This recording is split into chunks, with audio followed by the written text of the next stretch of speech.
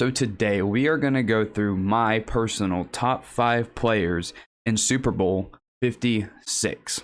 Coming in at number 5, we have Jamar Chase. And as a rookie, he completely lit up the entire NFL. He was torching defenses already. 1,455 yards, 13 touchdowns, and he's a rookie. He went from at the beginning of the season during the preseason saying that he couldn't see the ball because of the white stripes to just absolutely killing defenses, torching them all season long, making unbelievable plays, being a great help for Joe Burrow and that Bengals offense. And as a rookie in his first season, might already be a top 5, top 10 receiver in the NFL.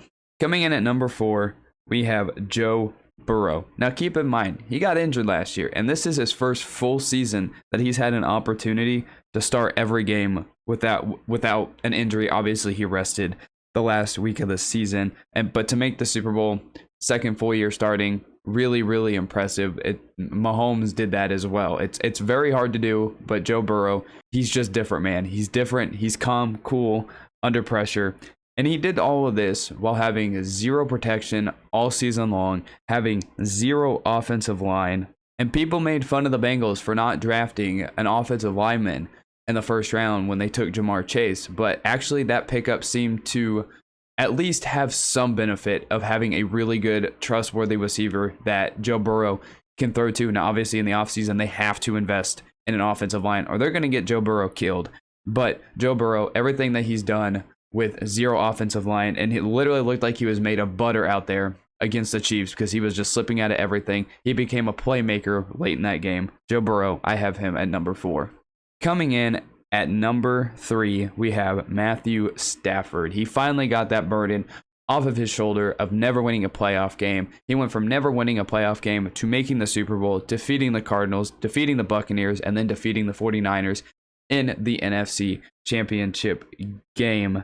Now he had 2 great games back-to-back in these playoffs. Now, obviously at Tampa Bay, that one got really, really close, but that one wasn't his fault. His teammates around him were contributing to that collapse of the entire team by fumbling all around him, but he made some great plays in the final moments to Cooper Kupp to get them into field goal range and if anything, kind of saved the Rams in that game because everybody around them were trying to choke that game away. And then obviously in the NFC Championship game, making some spectacular plays late in that game to help that team erase a 10-point deficit and score 13 points in the final quarter to get to the Super Bowl. But Matthew Stafford, I think this season and these playoffs have shown just truly how great he was and shows how great of a trade it was for the Rams to pick up Matthew Stafford last offseason.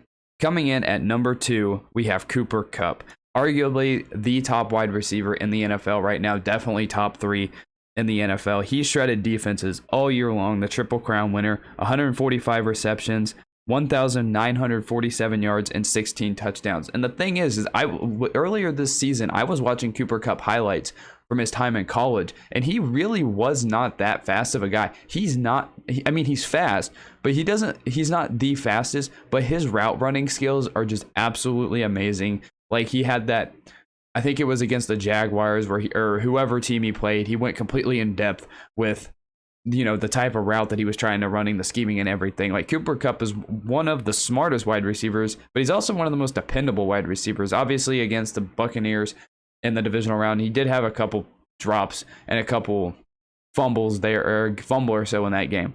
But as a whole, Cooper Kupp, one of the most reliable, one of the most trustworthy wide receivers in the NFL, and that dude just made plays all year long, and I have Cooper Kupp at number 2. And coming in at number 1, probably the greatest defensive player in the NFL, Aaron Donald. The dude is an absolute game record, and there was a chart that if you just look up Aaron Donald and double team rate or whatever it was, like the dude gets double teamed on like every single play, and his win rate of pass rush is the highest in the NFL while being double teamed, and it's not even close. The dude is an absolute game record. You can put 5 guys on him and he will still somehow wreck an entire game for an entire offensive line. And playing that offensive line of the Bengals, I feel like he might be feasting the entire Super Bowl, but he's still a headache. He only had 12.5 sacks. And I say only because a guy like Aaron Donald, the hype he gets up, you're like, oh, he should have more. But if you see that dude getting double teamed every single play. He may not be getting a sack, but he's constantly getting in the quarterback's face. And he wrecked the final drive of the 49ers season by forcing Jimmy Garoppolo into that final interception. Aaron Donald, absolute game wrecker. You can contain him as much as you want an entire game. Eventually, like he did in the NFC Championship game, he's just going to destroy the entire game. And he was getting pissed off in that entire NFC Championship game. Made some plays. And hopefully, for Aaron Donald's sake, he can finally get himself a Super Bowl ring. But those are my top 5 players participating in Super Bowl 56. Give me your top 5 players participating in Super Bowl 56, and I'll see you in the next one.